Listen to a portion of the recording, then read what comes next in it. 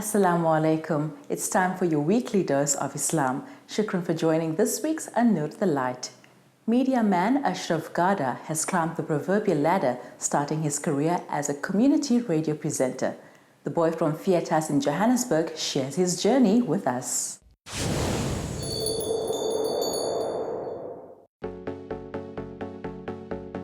Media man, radio personality and master of ceremonies, Ofgada has been through the proverbial mill.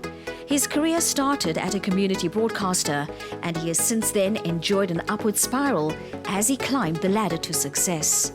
I was the chairperson of a soccer club. They were having a big cup final the weekend. The radio station had existed for a couple of weeks. I had heard about it. I then decided to contact the radio station, not for myself, to say, why don't you cover the local soccer tournament? And they said, well, that's great. Who should we speak to? And I said, I will set it up. And yes, I set it all up for the preview of the Junior Cup final on the Sunday. So this was on Saturday night. And Saturday morning, the radio station gave me a call and said, we have a problem. I said, what's the problem? He said, thanks for sorting out all this, which is great because you're going to do it tonight. None of us can talk about sport. Can you present it? So lo and behold, that night I went on air and I interviewed 5 people in one shot, which many people will know in media, you just don't do that. That's a crazy debate. But that's how I started. The station manager had this big sign through the window saying, we love your enthusiasm and energy. Welcome aboard. And in fact, I haven't stopped talking on air since that day. Ashraf grew up in Vietas, Johannesburg, an area well known for its sense of community. This had a profound effect on the man he was to become and ultimately the career that would define him. Vietas equals Sophiatown equals District 6. Same communities, people, mixed communities live together, all got kicked out because of the Group Areas Act, okay? Vietas gave for us a sense of community, which we were very clear about. We were chatting the other day about Boekap and how people were sort of living on top of each other. Vietas was exactly the same thing until the communities were dismantled. That's why when I watched Tali Peterson's show, District 6, the great musical, I mean, I could watch that 10 times. It resonated completely. Today, Ashraf hosts one of the more popular radio shows in the country, and issues involving community remain close to his heart.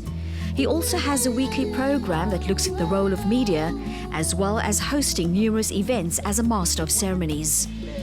I do a marketing and branding show, so 8 to 10 a.m. on SAFM radio. We talk marketing, branding, public relations, communications, issues in journalism.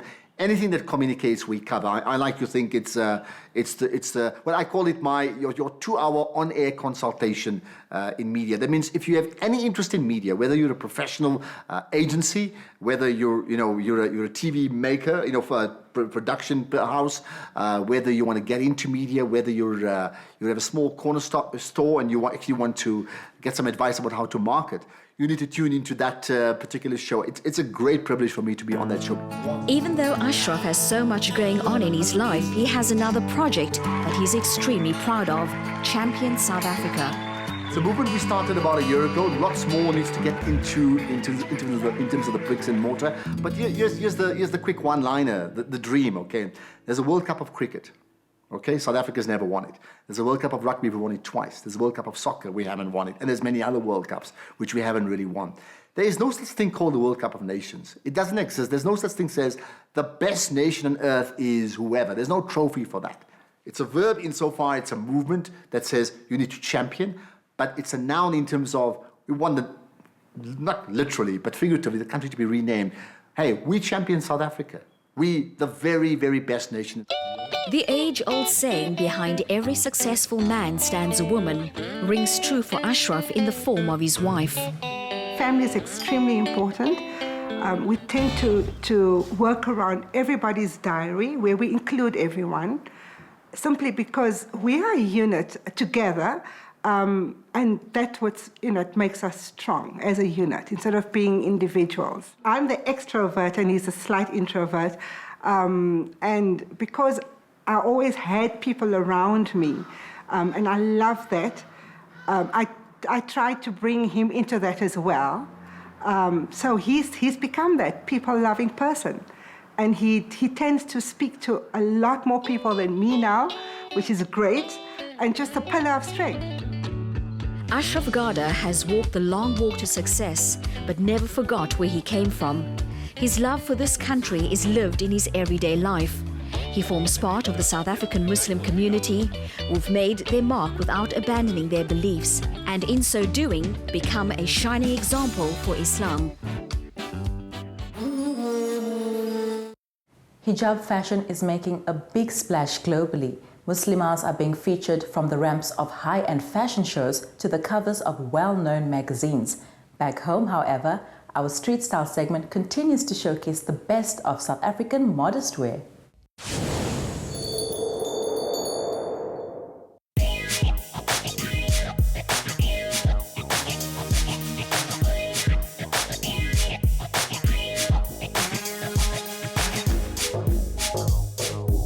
My personal style is quite unique. I like to use what's trending at the moment and incorporate it with what's in my wardrobe, so I mix and match stuff.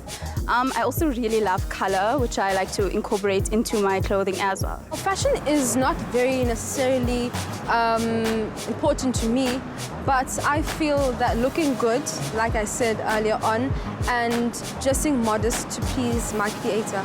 It's basically sneakers every day. I just pair it with my skinnies, which I fold up, which makes it more like street style, as you'll say, and pair it with like a top.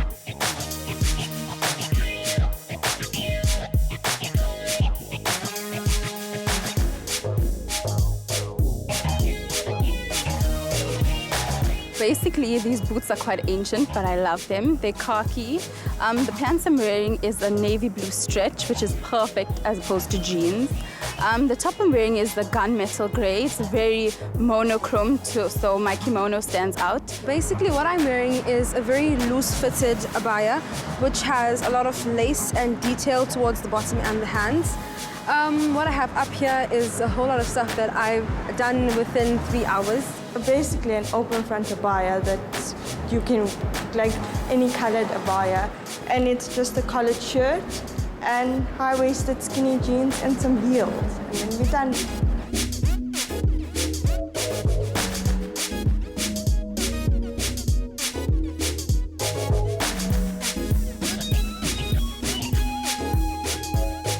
Well, as everybody knows, Islam encourages women to cover up. But I think with modern trends, it's quite easy. Things that are longer length, more covered, flowing are actually quite in fashion at the moment. So it makes being covered up a lot easier. I've grown up in a family, a very renowned family, and we grew up wearing hijab. And I feel that those people that are not wearing hijab are sort of like missing out, because this is actually true beauty. My dad used to go on about me wearing a hijab, and I was like, no, I won't do it. He'll be like, where's your hijab? I'll be like, got it, it's just not on my head. And then, like, gradually over time, I started seeing that, it's time for me to wear the hijab. I'm getting older, and it's more respectable.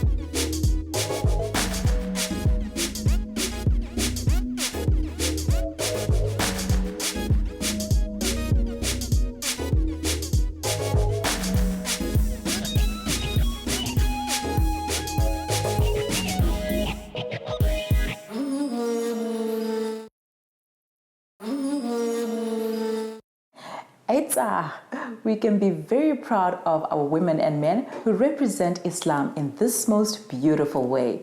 Our next topic has me wide-eyed with interest. Have you ever heard of Muslim Kung Fu? Me neither. Let's not waste another second and find out more.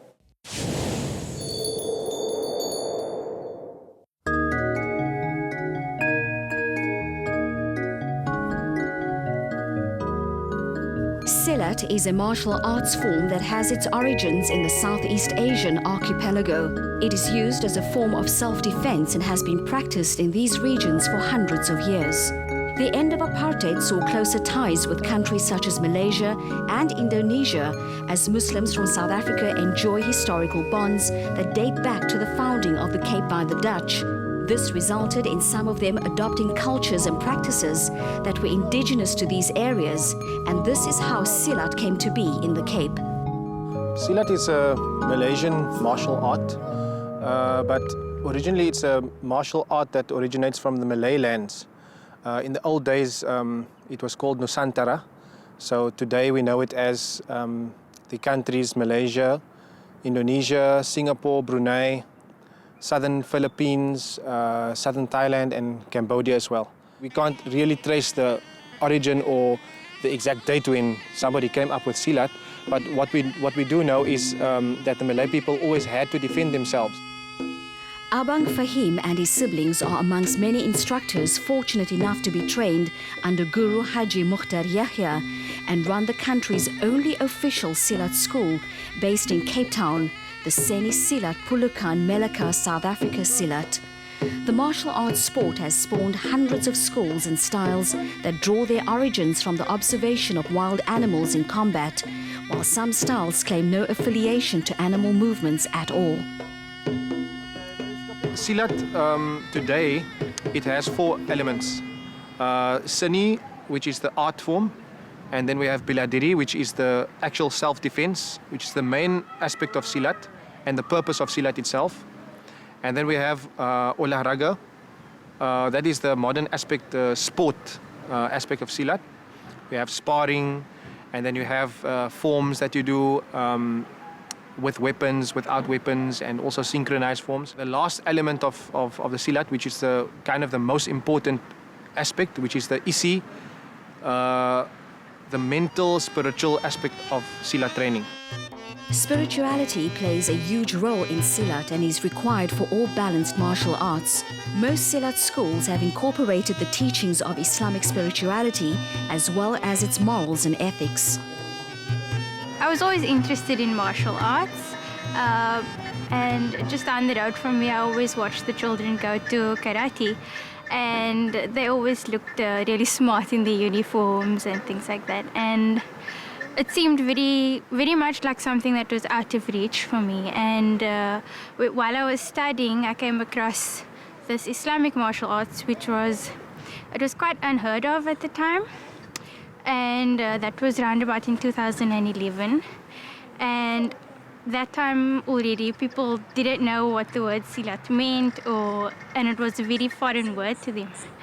And I think that's what drew me to Silat. It's something that's encouraged for women to do. And in Malaysia and Indonesia, in those areas, it's very popular for women to be as tough and strong as the men. Students, both young and old, join to gain confidence and self-defense abilities, while others do so for spiritual upliftment. Practice, however, makes perfect and helps enhance the Silat practitioner. It's been a journey of learning all the time. I mean, since the first time, yes, there's a lot of repetition and things, but it's a complete art because you're training ground level. The stances are varied, and depending on what you're studying, your art might cover animal styles as well. So you get your workout. If that's what you want, you'll get your full workout. But more, it's about the mind. It's about conditioning yourself and how you understand your body, the next person, and how you control your environment and your own tempo. Silat has gained a loyal local following and continues to grow. Plans are afoot to expand to other regions in South Africa. For now, Abang Fahim remains focused on teaching locally as well as perfecting his training.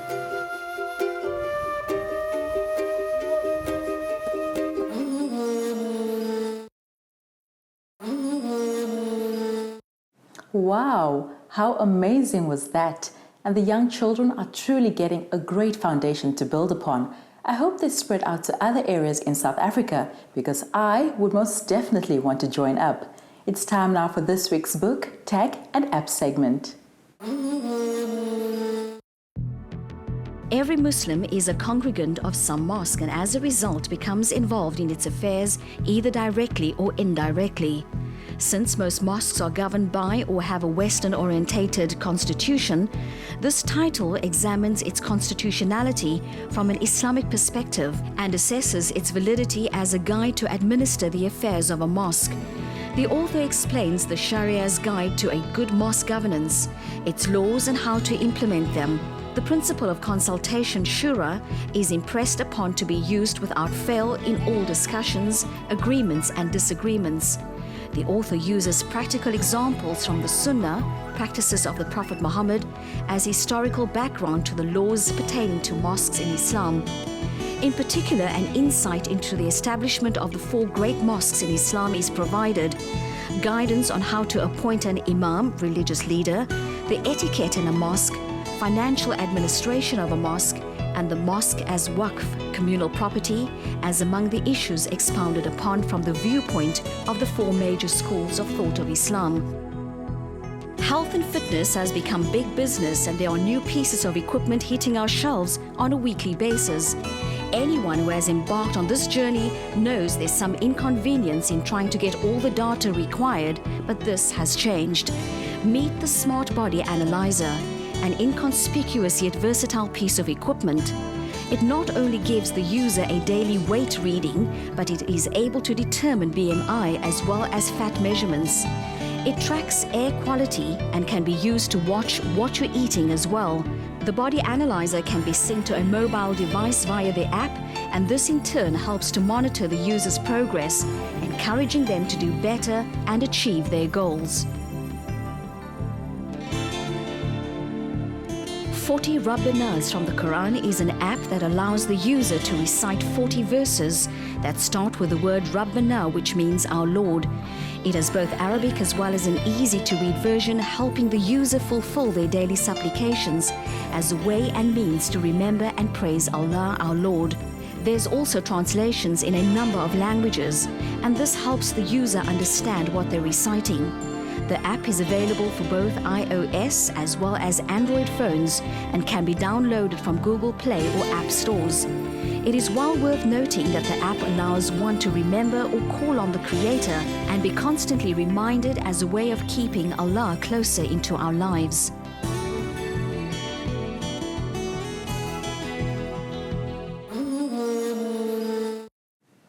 You know that comfort food you grow up with and perhaps don't eat again for a long time as you replace it with all kinds of fancy meals? Well, Lamise has gone and dug up what I hear is a Cape Malay classic, gesmore tuna. Assalamu alaikum, I'm Lamise, and I can remember waking up on a Sunday morning knowing that there was a family outing when I could smell the pies baking in the oven and the smell and the aroma of onions frying in oil with bits of chili waiting for the tuna s'more that was going to be made and served on decadent white bread with a fat layer of chutney and delicious pure butter. Those for me are the warming memories of my childhood and family outings, spending time with our loved ones. And because of that, I have a fond love of a tuna s'more. So today I'm going to be showing you how to make my version, which essentially is going back to the basics.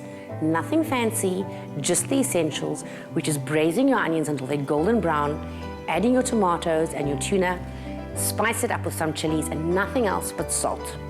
So the ingredients that I need for my smurchie are, I've got 2 medium-sized onions that I'm going to chop very finely.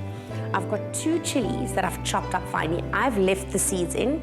You can either de-seed them depending on the heat that you like, and if you are like me, add an extra one. I've got 2 nice red tomatoes, medium size, that I've finely chopped. This recipe needs absolutely no tomato paste. I've got some nice coarse ground salt, just to taste, and I've got about 3 tins of tuna, and I prefer the one that you find in water rather than the one in oil. So the first thing that we're going to do is start off by braising our onions. And I'm going to use just normal vegetable oil with my onion. So I'm going to warm my pot to about a medium heat because you don't want your onions to burn. And you can add about 2 to 3 tablespoons of oil. I'm using normal vegetable oil because it can withstand the temperature. Olive oil is not a good bet. But if you are on a health buzz, I would recommend that you go with the coconut oil, the odorless, organic version.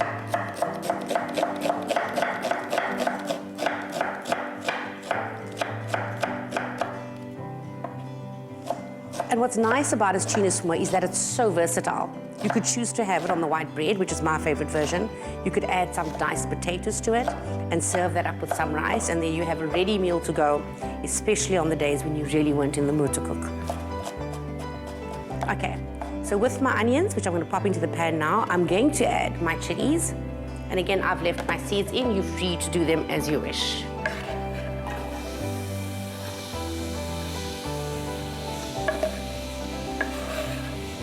And this is a big board for a small pot. My chilies. And what I'm using here is a Thai chili or Serrano chili, so you get some nice heat, but not too much of the burn.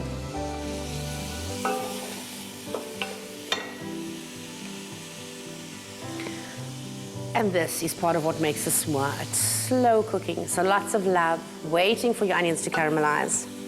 Don't be hasty and add the heat up too high, because then you're going to start catching your onions and you get that burnt sort of chocolatey taste, which you don't want. So now that my onions are lovely, rich golden brown, I'm going to add a little bit of salt just to drain this down even further.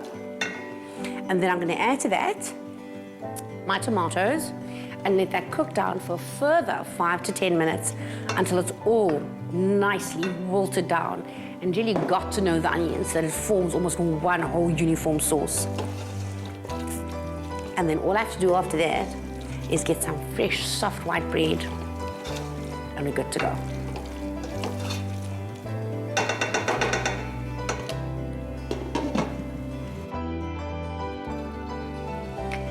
So this is what a smoochie looks like. Oh, smelling yum, chili burning my eyes. So this means we're ready for the tuna. I'm using 3 tins, only because I eat this in any which way, on a sandwich, without a sandwich. Just a spoon would suffice for me. And all that this needs is a light seasoning of salt, because remember we added some salt to our onions earlier. So all we're adding now is a little bit of salt. And give it just another 5 minutes to go. Just a splash of water. I'm going to pop the lid back on. And then what I'm going to do is go and buy some fresh white bread, because that's my favorite way to have this. But it goes great with white rice, some mashed potatoes, or add the potatoes directly to your pot. So until next time, Assalamu alaikum.